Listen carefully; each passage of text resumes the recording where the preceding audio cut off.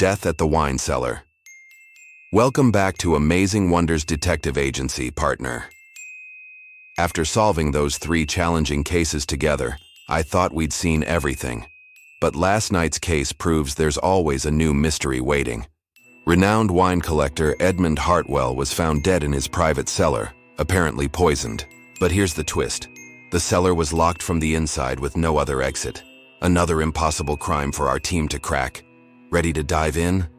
The crime scene: Edmund's body was discovered by his butler at 8 a.m., slumped over a 1947 Bordeaux worth $50,000.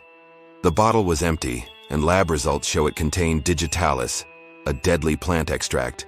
Notice something odd, detective? The cellar door was bolted from inside. No windows, no other exits.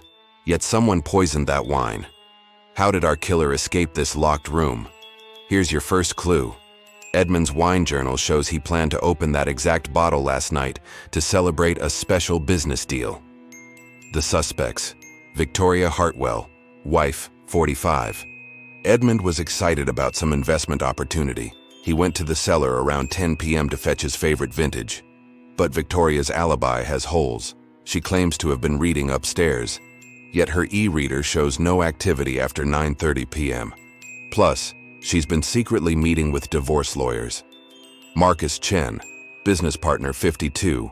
Edmund was withdrawing from our real estate venture. I tried reasoning with him, but he wouldn't listen. Marcus visited that evening to discuss business. His phone GPS shows he left at 9:45 p.m., but traffic cameras don't show his car leaving until 11:20 p.m. Where was he for 95 minutes? Dr. Sarah Mitchell, family doctor, 48. I prescribed Edmund medication for his heart condition. Digitalis in controlled doses is actually medicine. Sarah had access to digitalis and knew Edmund's medical history. Her appointment book shows a canceled house call to Edmund scheduled for last night at 10:30 p.m. James Foster, Butler, 39. I discovered the master this morning. Nothing seemed disturbed except one wine glass was missing from the cellar. James has worked there for 15 years and knows every secret of the house. But why would he mention the missing glass unprompted? And why were his fingerprints found on wine bottles he claims never to touch? Now here's where it gets interesting, detective. We found a hidden dumbwaiter behind a wine rack. It connects the cellar to the kitchen above. The killer could have accessed the cellar, poisoned the wine, and escaped through this forgotten passage.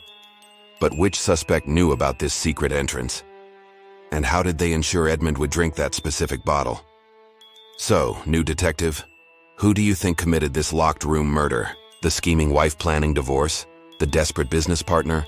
The doctor with poison access? Or the butler with inside knowledge? Drop your theory in the comments. Which clue convinced you? Let's see if you've got detective instincts.